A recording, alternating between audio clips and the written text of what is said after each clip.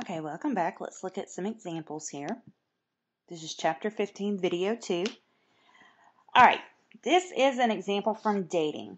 Let's say you want to find a date who is funny or good looking. Okay, one or the other. Okay, if they make you laugh, that's great. If they look good, that's great. Doesn't matter to you.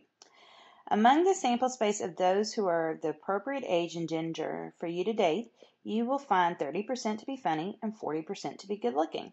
A very lucky 10% could be considered to be funny and good looking by you. Let's make a Venn diagram. Okay, so whenever you're filling in a Venn diagram, you always start with the intersection. So we've got two conditions here, two events, being good looking and being funny. Okay, and this is all relative to you. Doesn't matter if anybody else finds these people good looking or funny, it is all relative to you. So there are two circles to be drawn, one for the people you find to be attractive and one for the people you find to be humorous. And the first thing you do is you fill in the amount of overlap. Now we know that these are not disjoint events because we're told that a very lucky 10% are considered to be both, okay, by you. So you start off by saying, okay, converting it to probability notation, we'll put 0.10 instead of 10%. So that's in the middle. Now we know a total of 30% are considered to be funny by you. So a randomly selected person from that appropriate dating pool would have a probability of 0.30 of being funny. But that includes the 0.10 that you also think are good looking. So the total for that whole circle for funny has to be 0.30. So what we have to do for the funny only section of the circle, the ones that, crack you up but you're just not attracted to, what you have to do is you have to do the 0.3 minus the 0.1, and that gives you the 0.2, so that the sum of all the probabilities in that circle add up to be 0.3 or 30%. Okay, so now let's go to good looking. 40% of the people in the appropriate dating pool you find attractive, so that means the total for the good looking circle has to be 0.40 because that corresponds to 40%. Well, again, you've got to subtract off the 0.10 from the 0.40 to get 0.30 for the good looking only. Okay, so those are the people you find really attractive but cannot crack you up to, save their life. All right, now, neither good looking nor funny. The easiest way, I think, to find that is to just add up the 0.3 plus the 0.1 plus the 0.2, which gives you 0.6, and subtract that from 1. So that's 0.40. So 40% of the poor people out there that are in the dating pool for you, you're not really attracted to, and they do not crack you up. So the probability of good looking or funny, again, is 0.60 because you just add up. I like to think of them as puzzle pieces, each of the disjoint puzzle pieces. So the 0.30 plus 0.10 plus 0.20. Now, I'm not saying that being good looking and funny are disjoint. They're not. But once we've broken it up like this, you can think of the three little pieces that you see within the rectangle. It's like three puzzle pieces. It's three values that can be added up. So I got that just looking at the picture. What would the new formula give you? Well, the new formula would give you that you need to add the probability of being good looking plus the probability of being funny minus the probability of good looking and funny. So the total probability for somebody being good looking is 0.40 plus the 0.30 for being funny, and then we subtract off one of the overlaps because we've counted it twice. Okay, we added it in when we added in the probability that the randomly selected person is good looking. We added it in again with the probability that a randomly selected person is funny. So that has been added in twice. So we subtracted off once. And so we get 0.60, which it agrees to the diagram if we just add the probabilities up and treat them like puzzle pieces. Okay, so let's look at a contingency table because we haven't looked at one today. We're going to look at sex or gender and goals. If you want to look back at the problem on page 347, 348, that would be great. So they asked a bunch of kids what their goals were and gave them the choices of grades, popularity, or sports. So you've got the totals there. Take a second to look at the table and make sure you understand it. So what's the probability that a randomly selected student from this sample is a girl? Okay, well, that's going to be the total number of girls divided by the total number of kiddos. So it's going to be 251 divided by 478, which is equal to, probably rounded, 0.525. What's the probability that being popular is the number one goal for that child? For any child, it's just out of all the kids. So you're going to do 141 divided by 478, which is 0.295. What is the probability that a randomly selected kiddo is a girl and popular? Okay, so here you want to look at where the girl row and the popular column intersect. So 91. Out of the 478 students, 91 were girls whose main goal was to be popular. So 91 divided by 478 is 0.190.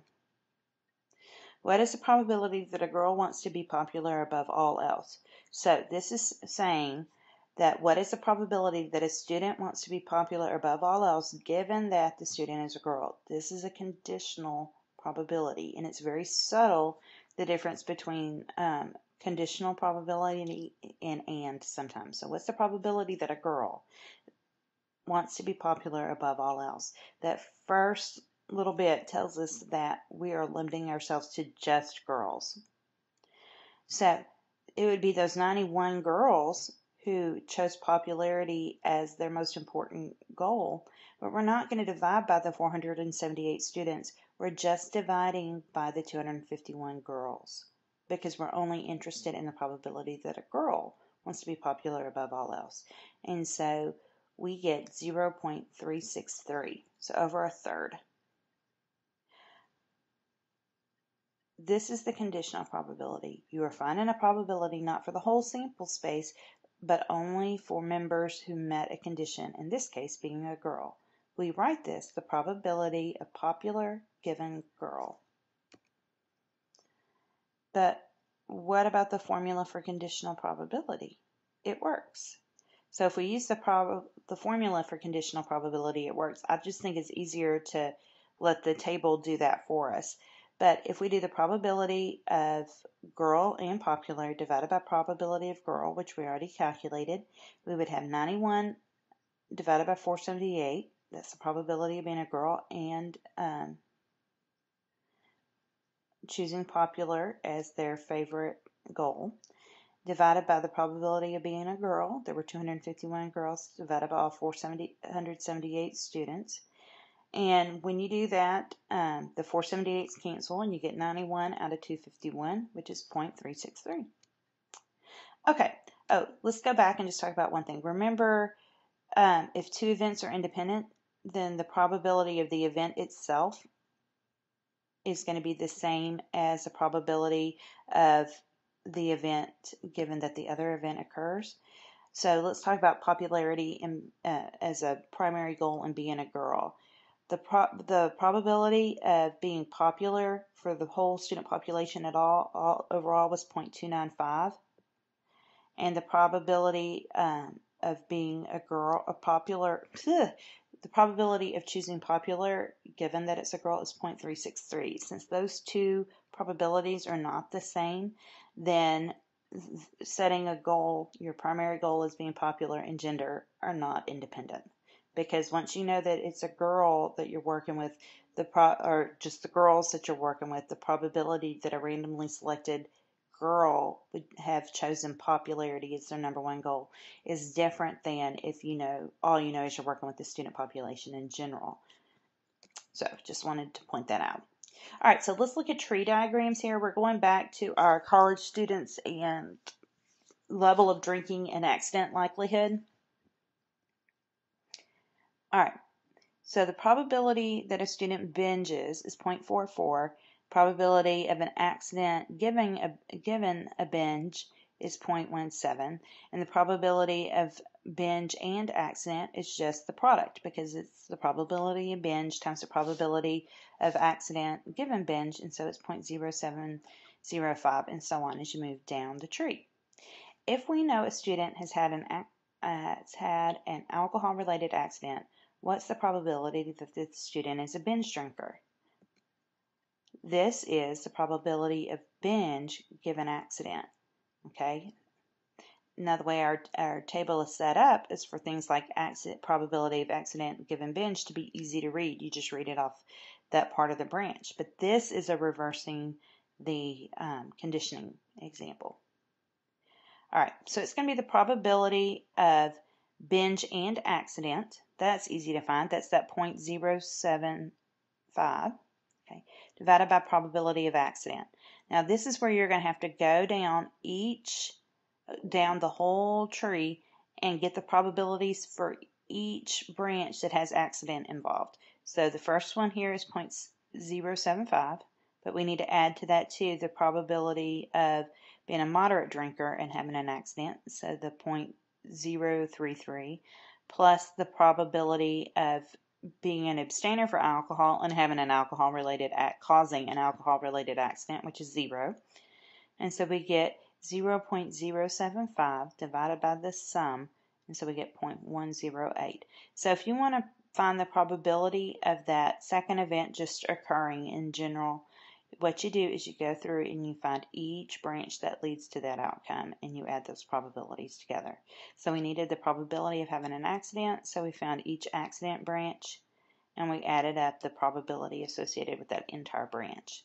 So we have 0.075 divided by 0.108, and we get approximately 0.694 as our probability. So about a 70% chance that it was a binge drinker. I think this is so much easier than learning Bayes' rule, maybe because I'm a pretty visual person, but to me this is just a whole lot easier than trying to memorize a formula and make sure I have it down just perfect. Okay?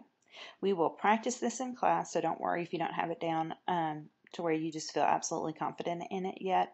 But one thing you can do is go to class and work on your rounds and then come back and watch at least the example video again, and hopefully that will make everything much clearer. Takes practice. Okay, I already said that. All right, that's it, guys. I will see y'all in class. Y'all have a good evening. Bye-bye.